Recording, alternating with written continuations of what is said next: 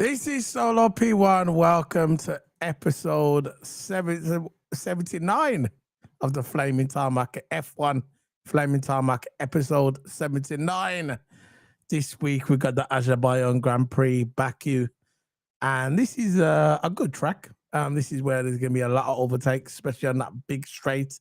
I think it's the biggest straight on the Formula One calendar, or second biggest straight where there's a lot of overtakes. So this is going to be a high-powered speed track.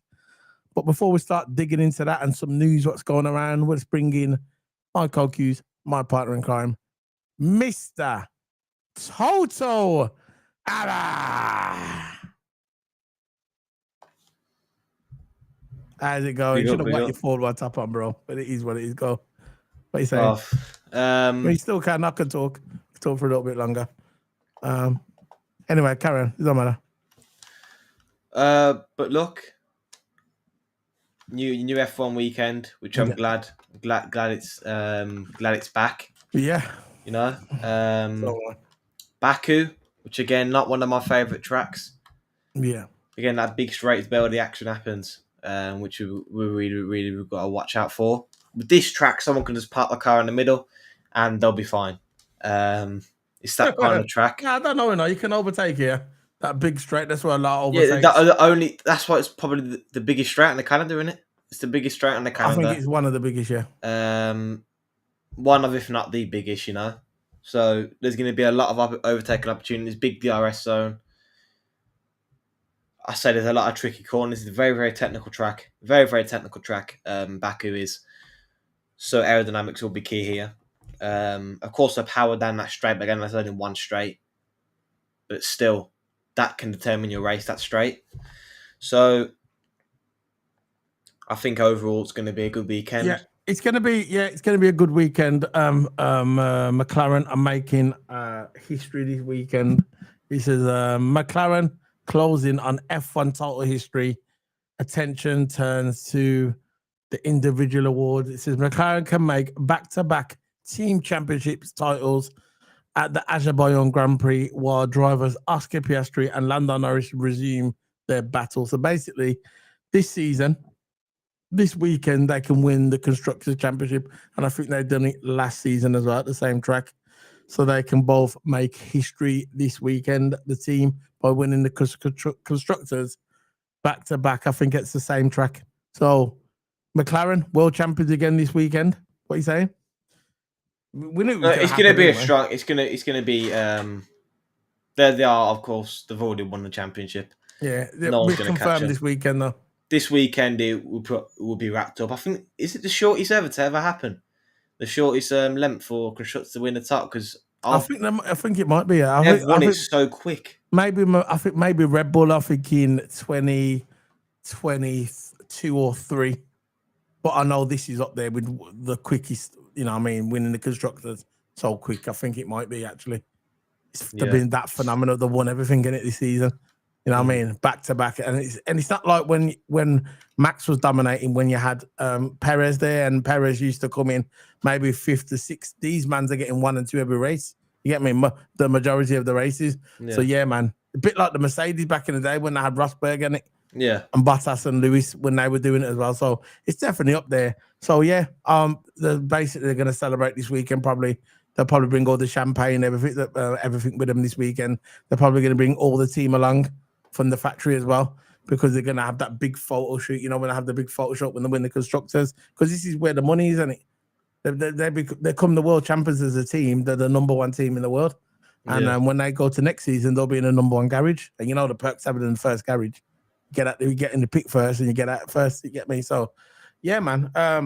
Congratulations to McLaren. I know they haven't won it yet, but it's a matter of time. If they don't do it this weekend, it'll be in the other weekend, isn't it?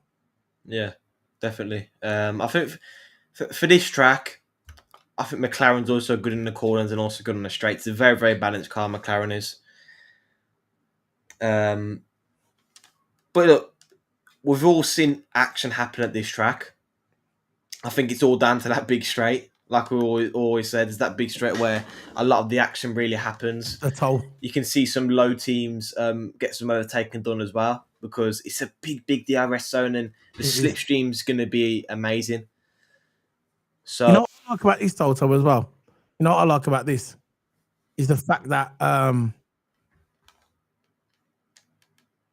know it's got the long straight, and I know it's good for the toe, but there's a lot of safety cars here as well. Yeah. Those slow speak on, them little, because it goes around like an old historic building, doesn't it? And them little gaps is always a safety car, and that could throw a wrench into the race. There's a lot of sneaky, when you especially that that little one where it chicane. goes up, that chicane one. Some people can crash there. Leclerc's crashed there. We all know that. Where you think you've actually made the corner, but your rear end clips the that's it. That point. And It's a wrap. Of the corner. It's very, very tight track. If you spin here, lock up here, your race is 50%, 75% chance it's over your race. So you've got to be very, very up to perfection here. You got to be perfect in this track, and you can't afford any mistakes, really. Big up Paul. Says big up Solo and Toto. Sorry, missed another stream. I'll watch it later. Got it. Yeah, man, bro. Just go watch it. Yeah. After you've watched this, like this video, and then go over to the other video and like that as well. It's okay, bro. You don't have to say sorry. You're here now, innit? Yeah. I'm doing a watch along later, by the way. I'm doing the Newcastle and Barcelona. So I am doing a watch along. Toto's going to be streaming. He's racing. I'm going to be doing a watch along. So yeah, big up. Thanks, Paul, man. It's all right. You don't have to be sorry, bro. So let me just bring this news. It's about Hadjar. Have you heard about Hadjar, Toto? What's going on with Hadjar? Red Bull. What rumors. Did I say about this kid? What did I say about this kid at the beginning of the season, Toto? I told you, didn't I? I told you. When everybody was talking about Antonelli, everyone go, oh, Antonelli. And I go, nah. Hadjar's the one. He just never had the PR. That's it. He just didn't have the PR behind him, you get me? Didn't have the PR, didn't have the big PR like they did. And look at him now. He's going to be a Red Bull. It looks like he's going to be a Red Bull driver. So it says, he basically asked him, because I didn't sign anything, Hadjar insisted no contract for 2026 Red Bull seat has been agreed. We know it's going to happen. So Hadjar, for me, out of all the rookies, I think he's a phenomenal racer. Everybody was talking about Antonelli. He's the guy that goes, nah, Hadjar's the guy. He just ain't got the PR. But when he goes to Red Bull, he'll have the PR. So it's Isaac Hadjar had insisted that he didn't sign anything yet amid the reports that he could step up to Red Bull alongside Max Verstappen for the 2026 season. The Formula One rookie has impressed during the maiden season with Racing Bulls, despite the disappointing start after crashing out the Grand Prix debut during the formation lap in Australia. Since then, the 20-year-old has shown flashes of speed for Red Bull's sister squad and secured 7-point scoring finishes, and the highlights of which came when he finished third in the Dutch 3P. Absolutely amazing. I was so happy for him that he got the third place. I know Lewis Neddy got it, but I was happy for Hadjar because I think it's nice to see rookies get on the podium, and it shows you that the direction of the sport is going in the right direction. I think it was really good for him. And I just knew that he was a good driver. I think after the second race or third race, I knew this guy was the guy because he was out qualifying his teammate as a rookie. You get me? And that's when you know that he's something special, isn't it? But nobody was really talking about it. They was all talking about Antonelli because he was a guy that Mercedes brought in and they nurtured him from when he was young, and they brought him in and came through, paid for all his karting.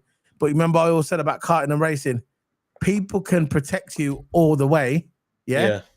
Just like when you go karting, you see the rich parents, oh, I've got the best car. Perfect example, Lewis Hamilton. Lewis Hamilton was coming up in a go-kart. That Button had all the best tires, all the best kart, because his dad owned a tire company, but make go-karting tires. So he could have all the best stuff. You get me? But when it's going to the elite level, then it was all different, then, isn't it? Lewis took over. Same thing with this. Antonelli had all the best going, everything had the best. But now he's in Formula One. Your parents can't hold your hand. Your daddy can't hold your hand. You're on your own. And it shows now that Hadjar is the guy.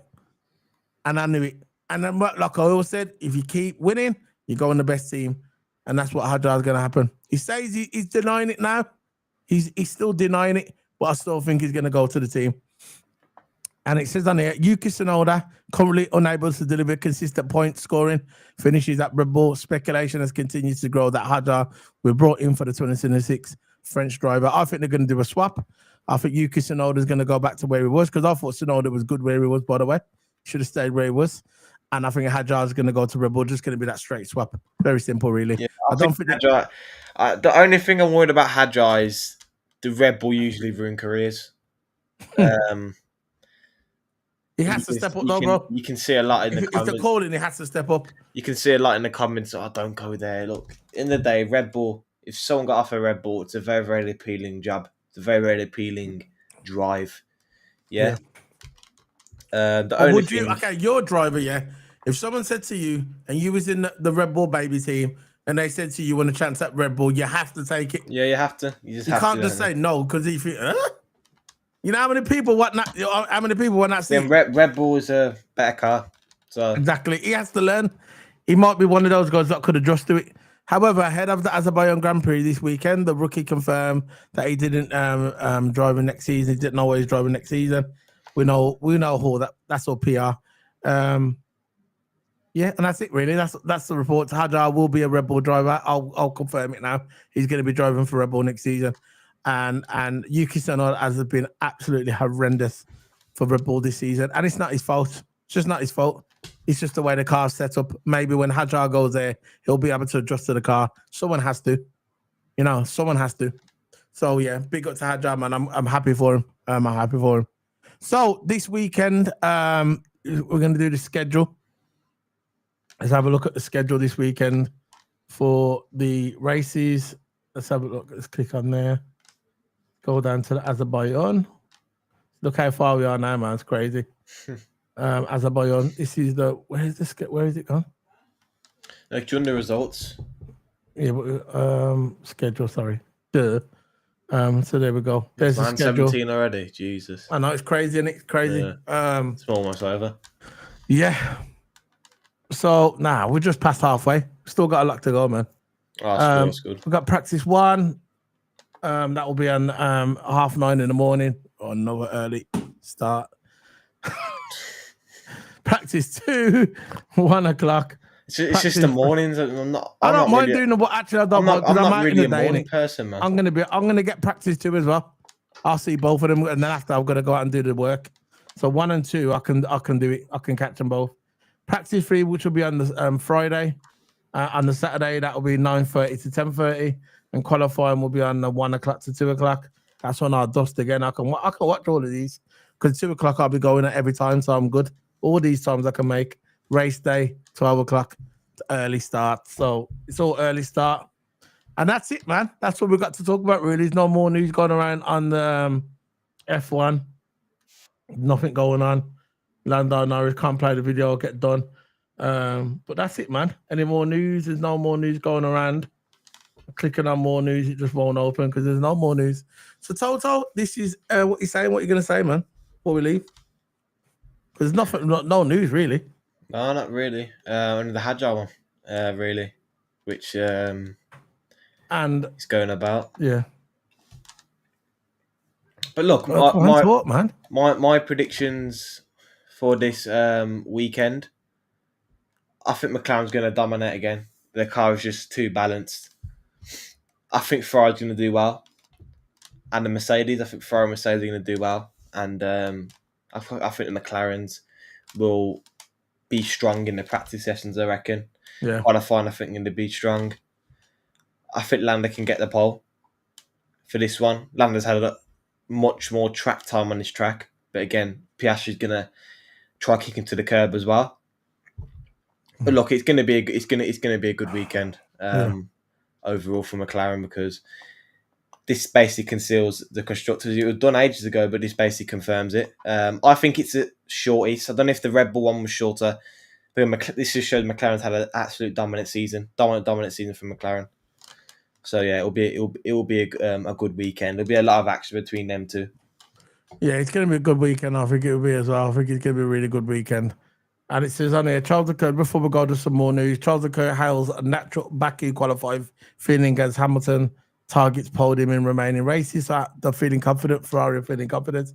Charles Leclerc is the only driver with more than one pole position as the Azerbaijan Grand Prix, but a record extends the 5th consecutive instance could be proved challenging for Charles Leclerc. Charles Leclerc backed the natural strength on city tracks as it aims for a record extension, 5th consecutive pole position as Azerbaijan. So this is going to be, if he gets pole this weekend, this will be his 5th consecutive pole. So yeah, so it says throughout the recent era of dominance, Red Bull, the Baku City circuit, has been happy for hunting ground for Leclerc, with Ferrari drivers setting the fastest time in qualifying in Azerbaijan. So it's looking good for the Ferraris as well.